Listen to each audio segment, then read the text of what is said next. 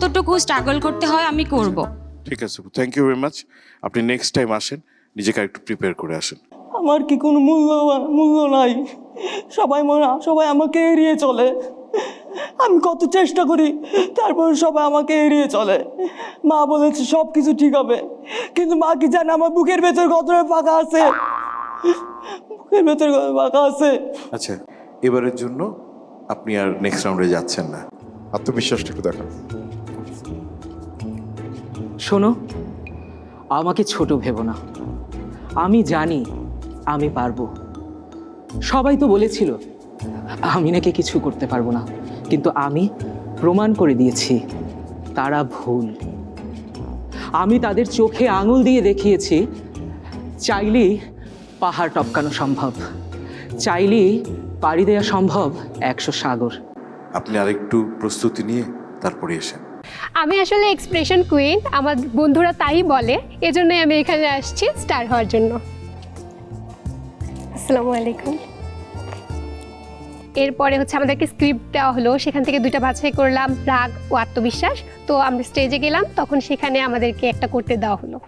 বিভিন্ন কম্পিটিশনে আমি পার্টিসিপেট করেছি, আর সেখান থেকে আমার টুকটাক শেখা। এখন কোনটা শিখে আসছেন? রাগ, আত্মবিশ্বাস।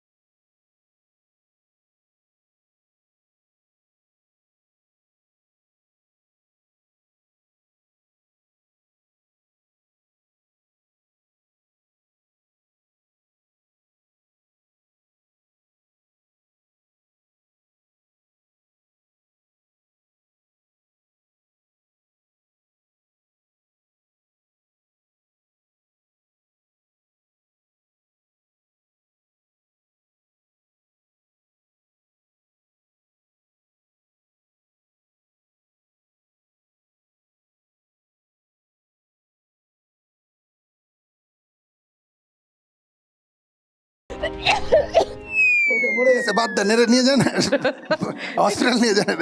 শেষ, যাও, তুমি মারা গেছো, আর তোমার কোনো কাহিনী নেই। না না না না, ওকে ওকে কাট, ও দিয়ে দেন বেঁচে না। থাক, বেঁচে থাক। ভালো সব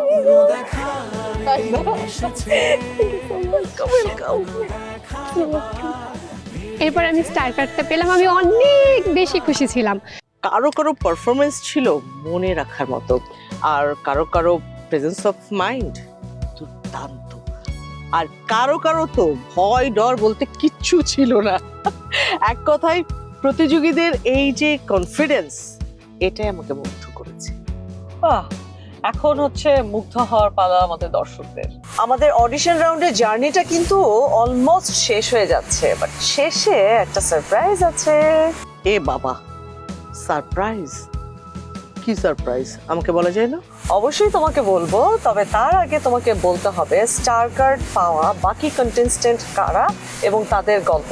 ওকে, চলো দেখি। আচ্ছা, এখানে যে কাজটার জন্য এসেছেন এটার সাথে জড়িত কোনো কিছুর চর্চা আপনার কখনো হয়েছে করা? তোমার এত বড় সাহস কি করে হলো আমাকে অপমান করার? তুমি জানো না আমি তোমার জন্য কত কিছু করেছি, তুমি তারপরও কেন আমাকে দোষ দিচ্ছ? ওহ, আমি তোমার